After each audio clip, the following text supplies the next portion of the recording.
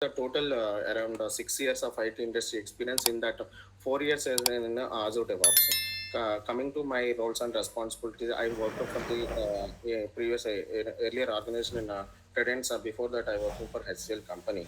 So, coming to day to day activities, daily, my day we start with daily.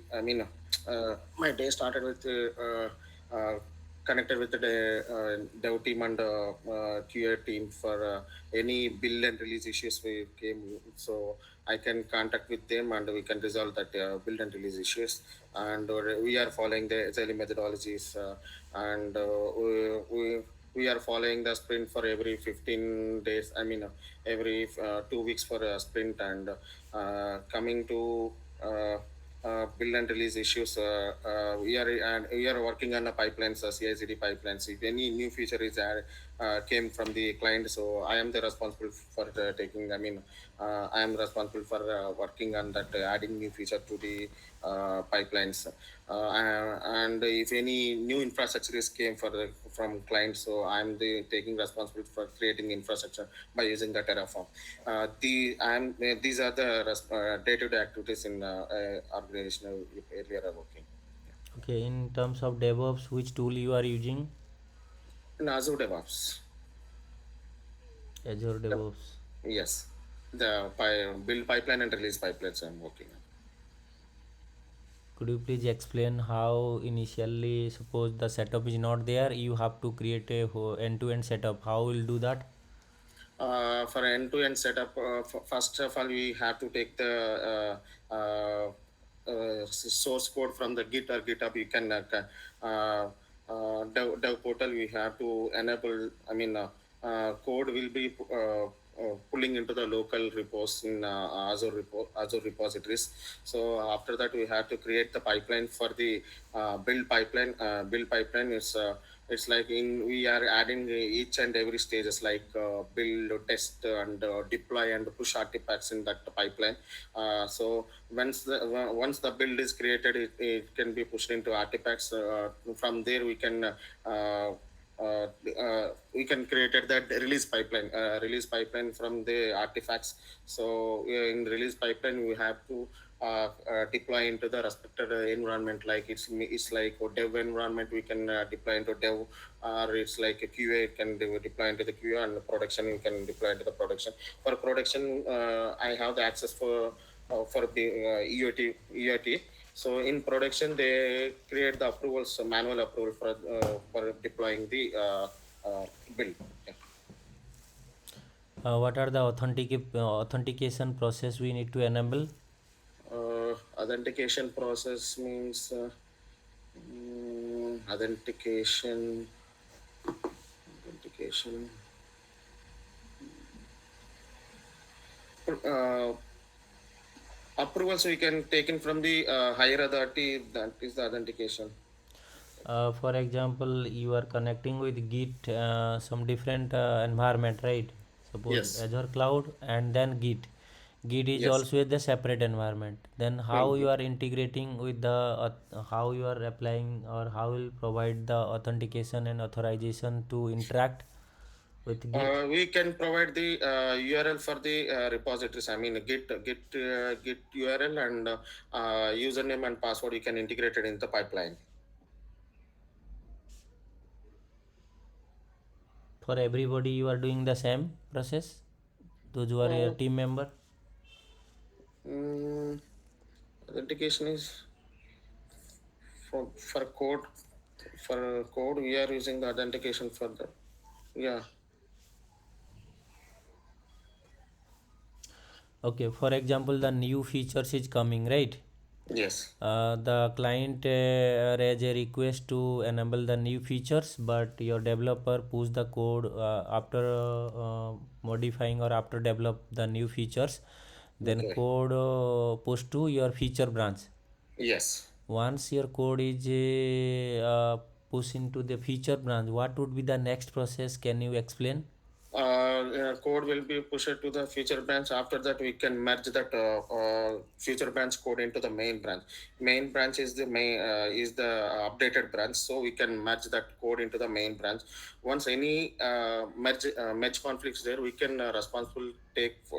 I have to take the responsibility for the merge conflict, and we can so resolve the merge conflict. Then we can that once the main branch is auto triggered, the job will be started automatically. So from there we can code will be deployed. I mean, code will be started. Job is running from day means dev. I mean, the test, build, and deploy into the deploy the code in that way. Okay, so auto trigger, for the auto Yes. trigger process, what code is required to auto trigger? For auto trigger, what You need to code? do something, right? Then it will auto trigger. Yes, yes, yes. Can you Uh, explain that?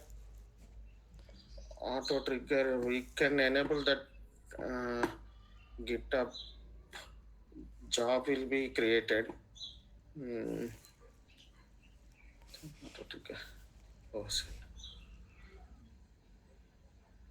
Hmm,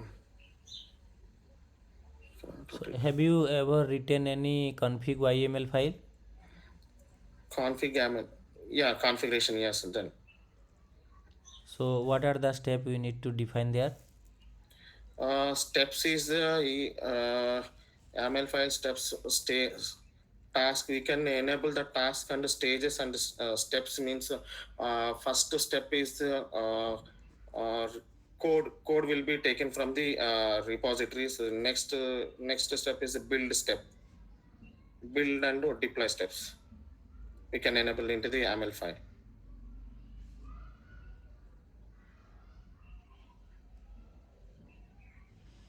Okay, but what are the command we need to define to auto trigger? Suppose you push the code, sorry, suppose you merge the code in the main branch, Yes, then the auto trigger will be happen automatically and deploy the code into your target environment. target, yeah, environment, yes. Okay, anyway, so move on to next question. Okay. So what are the challenges you have faced in DevOps CI/CD pipeline when we are releasing new features or the new requirement is coming, then you are deploying, then how you are testing out and how you are validating that whether it is working, and what are the deployment method you are using? Can you explain? Deployment methods. Mm, deployment methods. Are you using canary deployment or blue green or Yeah, blue green deployment methods we are using.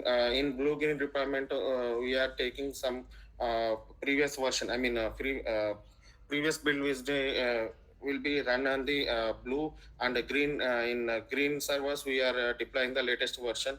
Once the traffic is moved to the blue and green, blue, it's working fine. Then we can move into the remaining deployment will be happen in the remaining servers. then what is the difference between canary deployment and blue green deployment? Canary. Your target environment, what are the resource you are using? Resources is a Kubernetes cluster actually. So AKS. we have the access for only cluster names and things. So we can deploy into the clusters. AKS. AKS. Yes, yes, yes. Okay, so AKS is I mean Azure have Kubernetes. you created ever AKS through Terraform? No, Okay, not yet. no, we don't get chance to work on production environment actually. Only deployment work I have the access. Hmm. So after deployment, how you are testing? After deployment, Whether your new features is working or not? How you are checking? uh, features for deployment is once deployment is successfully we got the mail, so deployment was successfully. So future, how can I test that one? So If something goes wrong, then what would be the next process? roll back to that previous, I mean, previous feature. What is the process to roll back? Roll back. Mm, Previous build will be deployed into the that clusters. Previous, okay. Yeah. Okay, and how good you are in Terraform and other scripting language? Um, Terraform is around out of five. It's maybe a 2.5 is my rating. So we can create the I mean infrastructure like resource group and VMs and subnets. These type of, I mean, small work will, I have. I mean I am working on that. Okay, what is state file? State file is the infrastructure infrastructure, Terraform infrastructure information we can get it from the state file. I mean once the state file is erased, everything will be gone. What is state file locking? State file locking. State file locking. State file locking means Okay, so now move on to next question. What is Terraform module? Terraform model, we are, models means in dev model, QA model, and production models. We are, I know that one, not much like that. Okay, what is the advantage? Why we are using modularized concept? Modularized means we can use that Terraform model. Each and every environment we can create. We need to create the dev environment. We can create using the dev model.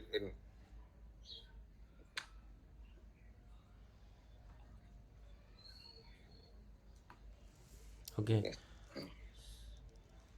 Yes. suppose one resource it has been created through Terraform, right? Yes. But someone deleted that VM manually We in are from state file. We can get it from that.